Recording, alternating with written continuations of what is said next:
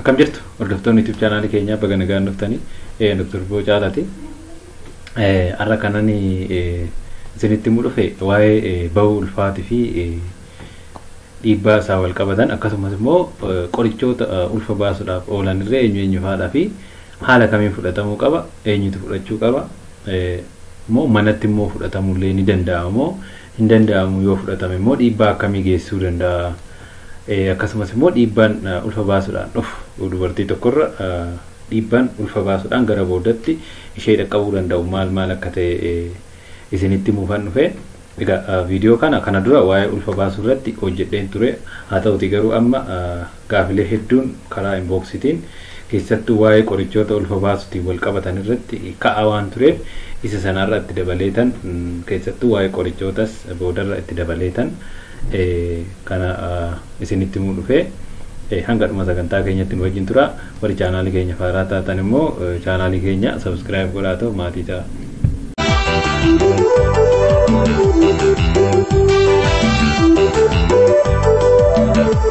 Egaa hiikuma isaarraa gaafa kaanu abortion yookaan immoo bahuu ulfaa ulfa baasuu inni jedhu kun hiika isaarraa gaafa kaanu bahuun ulfaa hiikni isaa biyyootatti samaa gargari. Biyyoota guddataa jiran Itoophiyaa fi biyyoota guddataa jiran biroo keessatti bahuun ulfaa kun torban 28 gadittidha kan jedhamu. Ulfi tokko yookaan dubartiin tokko guyyaa jalqaba marsaa laguu itti dhufee kaastee haga torban 28 gahutti kanaa gaditti yoo ta'e ulfi kun ofiinis bifa dhiigatiinis irraa yaa'u yookaan immoo wanti wal qabatee jiru wanti boca daa'imaa qabaatu kan irraa bahe yoo ta'e yookaan immoo ogeessis kan baasu yoo ta'e torban 28 gaditti yoo ta'e kun abortion jedhama jechuudha. Torban 28 dabarraan abortionii moti. So definition isaa kanadha. Biyyoota biraa keessatti haga torban 20ti. Garaagarummaan kun maaliif uumame loojikaalii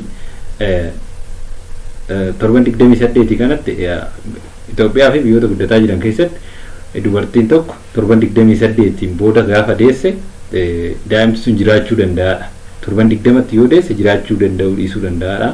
Biyyoota guddatan keessatti immoo torban 20 keessatti torban 20 booda yoo deesse jiraachuu danda'a jechuudha. Kanaaf viabilitiin isaa bifa kanaan garaagarummaa kan horate kun egaa waan gargariitiin waan environmental yookaan immoo facilityidhaan wal qabatee wantoota adda addaa kanaan wal qabatee ta'uu danda'a. Garaagarummaan bifa kanaan jechuudha. Kanaaf biyya keenya keessatti bahuu ulfaa kan jennu torban 28 gaditti yoo ta'e qofaadha jechuudha.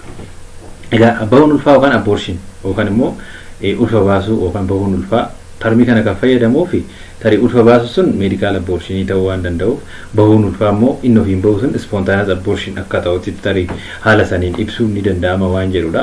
Wantichi afaan Ingiliffaatiin akkasittidha. Abortioniin kun kan gosa qaba. Innis induced abortion fi spontaneous abortion jedhama. Spontaneous abortion jechuun dubartiin tokko ulfa taatee otoo jirtu torban 28 gaditti torban 28 odoo hin gahin bifa dhiigatiin yoo irraa yaa'e yookaan yoo ulfi kun bahe spontaneous abortion jedhama jechuudha. Kun immoo ulfa ofiisaatiin bahe.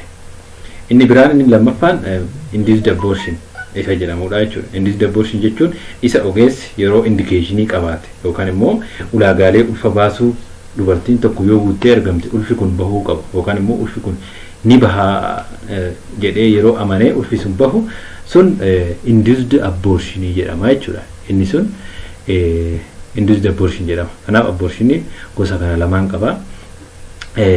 Egaa Itoophiyaa keessatti baay'ee abortioniin abortion loon naannoo 2005 kan inni bahe yookaan immoo akka lakkoofsa Itoophiyaatti 1997 naannoo sanii san dura ulfa baasuun rakkisaa ture jechuudha. Hin danda'amu seerri isaan baane ogeessi ulfa baasellee kiraamiidha jechuudha. Garuu 1997 as dubartiin tokko ulaagaalee yoo guuttee argamte ulfa baasuu dandeessi jechuudha.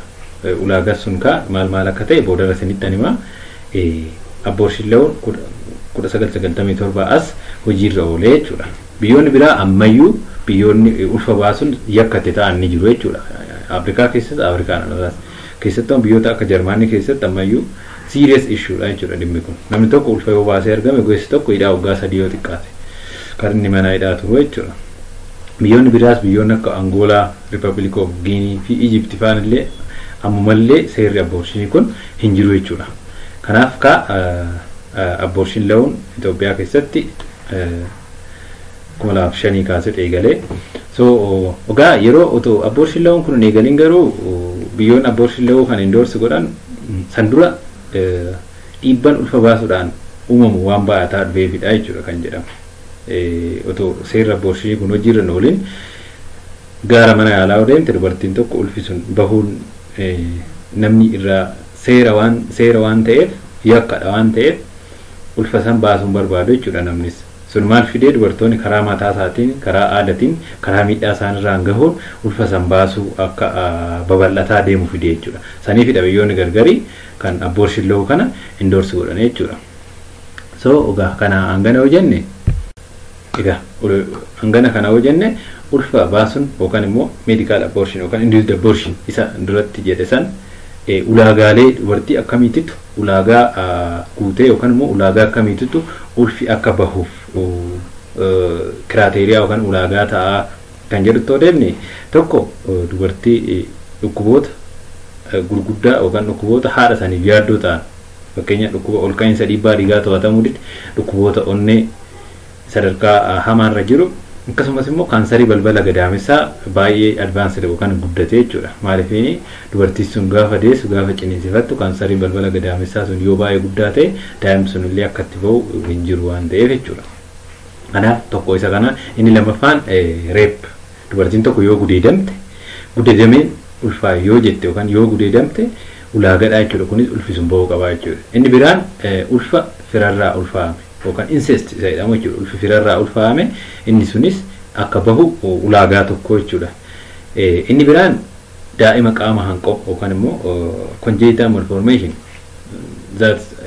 daa'ima qaama hanqoo kan gadaamessa keessa odoo jiru barame garuu immoo daa'imti sun jiraachuu kan hin dandeenye yoo ta'e daa'ima jiraachuu hin dandeenye baattee jiraachuu waan hin qabneef dubartii sun sa'aatii wanti sun itti barame kaasee ulfi sun bahuu qaba jechuudha. Inni biraa mental illness dubartiin tokko yookaan haati sun yoo rakkoo dhukkuba sammuu kan qabdu yoo ta'e allis dhukkuba san hanga wal'aanamtee yoo kan fayyite ta'e hanga fayyinitti hanga dhukkubni sun irra jirutti ulfi sun yoo bahe gaariidha. Inni biraan umuriidha. Umuriin illee akka kiraateriyaa tokkotti dubartiin tokko waggaa 18 gaditti yoo dahuu baatte gaariidha waan ta'eef umuriin illee akka kiraateriyaatitti ilaalamaa jechuudha. Inni biraan rakkoo ulfa baasuudhaan wal qabatutti gaafa ceenu ulfa baasuun gaa dhiibbaa tokko ni qaba. Haa ta'uti garuu dhiibba sun hundarratti miti jechuudha. Dubartoota ulfa baasan hundarratti kan jiraatu osoo isaan ta'an darbee durboota ulfa baatan warra ulfa hin baasnerra durboota ulfa baasan keessatti saamoo irra koomaniidha malee durboon ulfa baasan hundi rakkoo sun isaan hin mudatu jechuudha. Rakkooleen yookaan dhiibban kunis eenyu faadha kan jedhuu fi tokko dhiiguudha. Dubartiin tokko gaafa ulfa baastu qorichaanis haa ta'u meeshaadhaan dhiiguu danda'a jechuudha. Dhiiga xiqqaarraa kaasee haga dhiiga guddaatti dhiiga baay'ee dhiigullee danda'a jechuudha. Inni biraan darbee gadaamessa irree urachuu danda'a jechuudha. Waan sun meeshaadhaan waan ta'eef yookaan immoo qorichumaan illee yoo ta'e haalli itti gadaamessi dubartii sanii dhoowwuun jiraachuu danda'a jechuudha. Keessattuu durboota duraan sarjeriin hojjetamee fi iskaarii qaban keessatti ulfa guddaa keessattii fi dubartoota gadaamessa isaanii duraan godaannisa qabu irratti ofii isaaniitii qoricha giraama guddaa fa'aa fudhatan dhoowwuu danda'a jechuudha. So inni tokko urachuudha.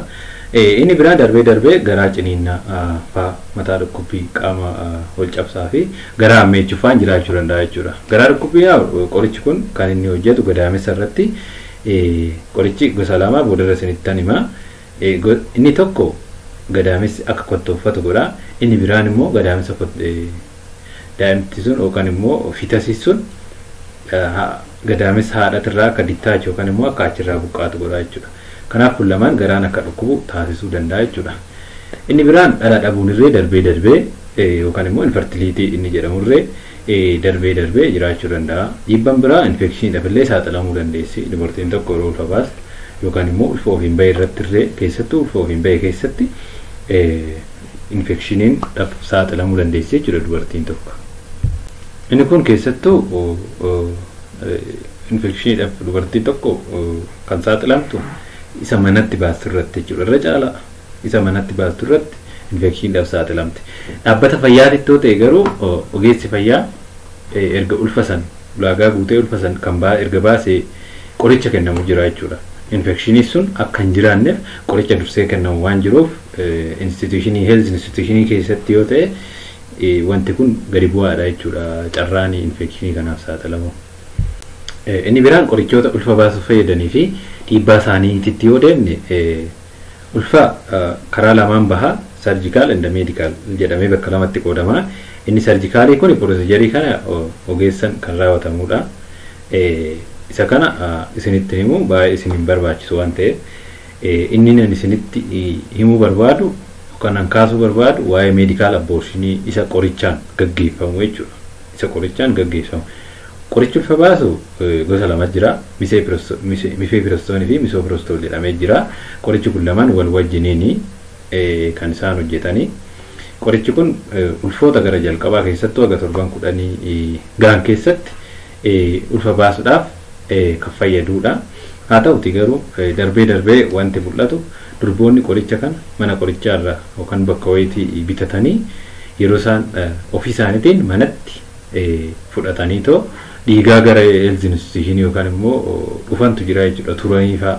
Inni sun recommend ta'u kan ta'uu qabu dubartiin tokko ulfa kana baasuun qabu jette keessattuu ulaagaa kana yoo guutte ulaagaan duratti jedhe kana yoo guutte gara mana yaalaa deemtee ulaagaalee san gaafatti matte ogeessitti amanee ulfi sun seevilii akka ogeessan bahu taasifamuu danda'a jechuudha.